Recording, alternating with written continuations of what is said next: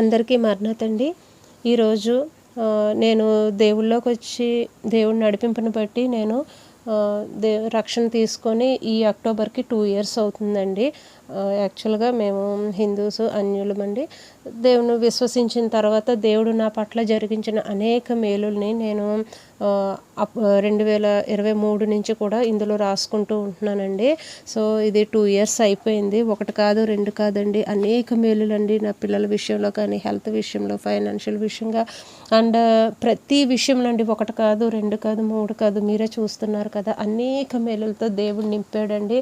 యాక్చువల్గా మనము ఈరోజు జరిగింది రేపు మర్చిపోతూ ఉంటాం కదా. ఇప్పుడు చూడండి, నేను 2023లో జరిగింది కూడా నేను తిరగేసి చూసుకుంటే కనుక నిజంగా ఆ రోజు నేను ఎంత ఇబ్బంది పడ్డాను కదా. ఈ శ్రమ నుంచి దేవుడు నన్ను ఇంత రీతిగా దాటించాడా అని అస్సలు నాకు చాలా ఆశ్చర్యం వేస్తుందండి. ఆయన నడిపించిన విధానం బట్టి ప్రతి విషయం నేను ఇందులో మెన్షన్ చేస్తూ ఉంటాను. ఒకవేళ ఈరోజు రాకపోయినా రేపైనా సరే రాస్తూ ఉంటానండి. సో మీకు ఇప్పుడు ఇది ఎందుకు చూపిస్తున్నానంటే, మీరు కూడా కనుక ఎవరైనా ఒక్కరైనా స్టార్ట్ చేస్తారు కదా అనే ఉద్దేశంతో మీకు చూపిస్తున్నానండి.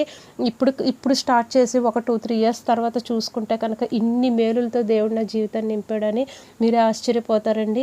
అంతేకాదు, మిమ్మల్ని చూసి వేరేవారు కూడా చేస్తూ ఉంటారు కదా. సో అందుకని చెప్పేసి మీకు చూపిస్తున్నాను. ఈ మా నాన్నగారికి యాక్చువల్గా ఒక 1 మంత్ నుంచి హెల్త్ బాగాలేదండి. దేవుని మహాకృపను బట్టి ఈరోజు చాలా రికవరీ అయ్యారండి. నేను ఆ సాక్ష్యాన్ని నేను నెక్స్ట్ ఈసారి పంచుకుంటానండి. అలాగే మీలో ఎవరైనా స్టార్ట్ చేస్తే కనుక ప్లీజ్ కామెంట్ చేయండి. Thanks for watching. మరణాత అందరికీ.